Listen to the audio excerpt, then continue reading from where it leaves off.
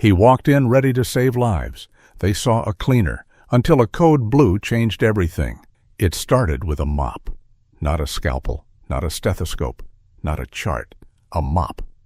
Dr. Leonard Briggs had always believed that the first impression sets the tone. And yet here he was, standing in the staff hallway of St. Anne's Medical Center in Tempe, Arizona, being handed a mop by a nurse who didn't even bother to ask his name. "Hey, there's a spill near the vending machines. Could you take care of that real quick?" she said without looking up from her clipboard. Leonard blinked. He wasn't wearing a name badge yet, sure. The hospital hadn't printed it, but he was wearing surgical scrubs, the same ones everyone else wore. His duffel bag still hung on his shoulder. It was only 6:07 a.m. "I'm actually," he started to say, but then a voice cut in from behind. "Hey, don't argue. The floor's a mess and visitors are coming in soon," said a woman in business slacks and a maroon blazer. Her hair was pulled tight in a bun, her eyes sharp and impatient. Hospital administrator. Name tag read, Deborah Collins, Director of Operations. Leonard looked at her, stunned. He hadn't even made it to the break room yet. "I'm Dr. Briggs," he said plainly, without raising his voice. She raised an eyebrow, chuckled like he'd made a joke. "Look, I don't care what they call you on your other job. Here, you clean up the floors first. Then maybe we can talk about raises." He didn't move. The mop was still in his hands. For a second, he just stared at it. Every second felt like a mile. He glanced around. A security guard at the desk. A few residents passing through with coffee. No one said anything. No one stepped in. Leonard exhaled through his nose. "I'm not on the janitorial staff," he said, firmer this time. "I'm the new trauma surgeon. Dr. Leonard Briggs. I'm scheduled for rounds with Dr. Mathis at 7. The nurse finally looked up. "What?" Now the hallway got quiet. Even the guard shifted on his feet. But before anyone could respond, "Code blue, trauma, or 3. Dr. Briggs 2 or 3 immediately. Code blue." The overhead speaker's voice pierced through the tension like a firecracker. The same nurse who handed him the mop now dropped her clipboard. Collins blinked. Her mouth parted, but nothing came out. Leonard didn't wait. He dropped the mop gently against the wall. He walked past all of them, still holding his bag, turned the corner, and vanished through the swinging double doors. None of them moved, not yet. But the silence they left behind was louder than anything Leonard had heard all morning. The moment he stepped into the locker room, Leonard finally allowed himself to breathe. He dropped the bag on the bench and sat down, elbows on knees, hands clasped. The stainless steel of the room was cold, clinical, but right now it felt like a shield. A place where he could gather himself before stepping into something far more chaotic. He stared at the floor for a second, then chuckled, bitterly. A mop. Of all things. He could still feel the rough wooden handle in his hand. It was the assumption that stung the most. No questions. No, "Excuse me, who are you?" Just clean that mess. Because of his face, his skin, the duffel bag, the silence in the hallway after he spoke. His title had said more than any of them ever could. But this wasn't new. It had happened before, years ago in Kansas City when he'd just gotten out of residency. A patient's family asked when the real doctor would arrive. In Philadelphia, a fellow surgeon once asked if he was shadowing for a community program. In San Diego, a man in the elevator asked what kind of cleaning products worked best on stainless steel. That last one stung more than it should have. He didn't tell anyone about these moments. Not his parents, who'd sacrificed everything to get him through school. Not his wife, who already worried he carried too much stress. Not even his mentor, Dr. Roswell, who once told him, "You'll have to be twice as good to be seen as half as capable." Twice as good every time, no mistakes. And now, here he was. Back in Arizona, where he grew up, where he used to ride his bike past this very hospital, where he'd once looked up at the glass windows of the OR and said, "One day, that's going to be me." He changed quickly, tossed his clothes into the locker and buttoned up his coat, tightened the drawstring on his scrubs. His hands moved automatically. Muscle memory. There was no room for pride in trauma surgery, no time to sulk or fume. People's lives didn't wait for you to feel better. He looked at himself in the mirror, bags under his eyes, a scar under his chin from when he fell off a swing in 3rd grade, and a name stitched across his chest in white thread. Dr. Leonard Briggs, trauma surgery. He nodded once, then walked toward Aura 3. But as he pushed through the final set of doors, he had no idea the patient on that table would change everything, and that the same people who dismissed him 5 minutes ago would now be forced to watch him do what no one else in the building could. The automatic doors to the trauma unit hissed open, and just like that, Leonard was back in his element. A nurse snapped a surgical mask over his face before he could reach for one. 32-year-old male, rollover accident, no seatbelt, blunt force trauma to the chest and abdomen. He's circling the drain. Her voice was calm, practiced. Leonard pulled gloves onto his hands as he walked. Vitals? BP's dropping fast. Last read was 70/30. Pulse thready. Pupils reactive but sluggish. We're prepping for laparotomy. Is Dr. Mathis here? Leonard asked. Stuck in another OR, the nurse said. You're it. Leonard didn't flinch. He was already scrubbing in by the time she finished the sentence. Inside the operating room, the air was thick with tension and sweat. A young man lay on the table, chest heaving under the weight of the ventilator. Blood stained the sheets beneath him. Anesthesiologist counting meds. 2 nurses adjusting lines. A resident pacing like he wasn't sure if he should be there or not. Leonard stepped in. Let's open him up. The resident looked confused. You're Dr. Briggs. Trauma surgery, Leonard said without looking up. Scalpel. The room shifted. The nurse handed him the blade. Outside the glass, Collins and the nurse from earlier stood silently watching. They hadn't even changed positions since he left them. Leonard didn't care. He made the first incision clean and confident, cutting through layers of tissue with precision. Clamp, suction, retractor. He worked quickly, his voice steady. We've got internal bleeding. Looks like the liver's torn. Need a hepatectomy tray and more suction, now. The staff moved in sync. The chaos narrowed down into focus. And that's where Leonard thrived, in that blur of urgency and calm. The exact spot between panic and control. It was where everything else melted away. Nobody questioned his place here. Nobody asked what kind of cleaning products he preferred. They just listened. But outside, Collins shifted her weight uncomfortably, arms folded tight across her chest. She whispered something to the nurse beside her.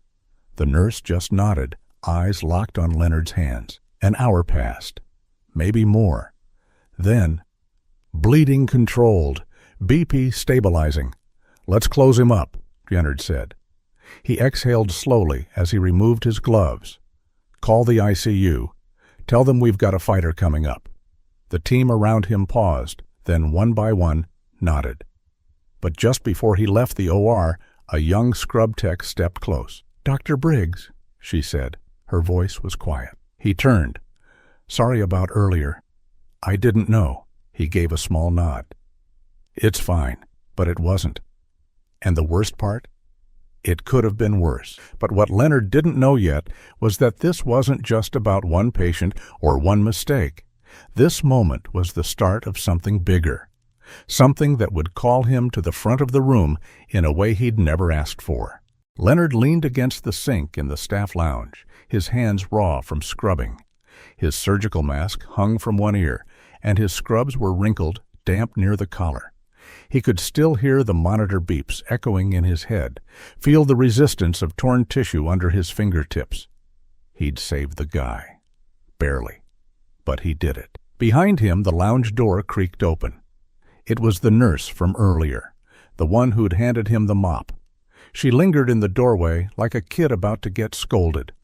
Leonard didn't turn around. Hey, she said softly. Can I talk to you for a second? He didn't answer right away, just stared at his reflection in the steel panel above the sink. I didn't know who you were. I'm really sorry. I shouldn't have assumed, she said. He turned then, looked her in the eye. You know, it's not about the mop. She blinked. I know. It's about the fact that you didn't even ask. You just decided, based on nothing but what I looked like. And I'm supposed to pretend it doesn't bother me because I'm a doctor. I was tired, she said quickly. Night shift. Long hours. So was I, Leonard cut in, but I still showed up ready to work. Because people's lives depend on me showing up right. You think that guy in OR 3 cares how tired I am? She didn't answer. I accept your apology, Leonard said, but his tone stayed flat. Just be better next time. She nodded once, then turned and left. He didn't feel vindicated, just tired. He was pouring himself a cup of lukewarm coffee when Deborah Collins walked in. This time, she wasn't smug. Her expression was pulled tight, controlled. A woman used to fixing PR problems before they turned into headlines. Dr. Briggs, she said carefully, as if she were testing the words. He didn't respond. I wanted to offer an apology. What happened earlier was inappropriate. Leonard took a sip of coffee. You thought I was the janitor. You weren't wearing a badge, and you came in through the staff entrance. So did everyone else. Collins swallowed. It was an error in judgment. Leonard let the silence stretch. Finally, she added, We're holding a staff seminar next week, hospital-wide, focused on bias in healthcare. I think your perspective would be incredibly valuable. He raised an eyebrow. You want me to talk about how you humiliated me on my first day? I think it would mean something coming from you. People listen when someone with experience speaks. Leonard laughed, but it wasn't a warm laugh. They only listen when someone almost dies. Collins didn't know what to say to that. I'll think about it, Leonard said. Thank you, she replied. And just like that, she was gone. But Leonard wasn't sure whether this was an opportunity to make change or just another way to keep things quiet. And that question would sit with him long after his shift ended. The ICU was quiet when Leonard came by later that evening to check on the patient. Room 412. A young man named Kyle Hensley, 32, construction foreman. No seatbelt, one beer too many, flipped his truck off the Loop 202. He had a young daughter, just turned 4. Leonard only knew that because she was in the waiting room earlier, holding a stuffed rabbit the size of her torso. Kyle was still sedated, but stable. Breathing tube in, machines beeping, chest rising slow and even. Leonard stood there for a moment, just watching. You wouldn't know how close to death he came by looking at him now. That was the thing about this job. People always remembered the blood and panic and sirens. They rarely saw the stillness that came after. The quiet victories. He jotted down a few notes on the chart, adjusted the IV flow slightly, and stepped out.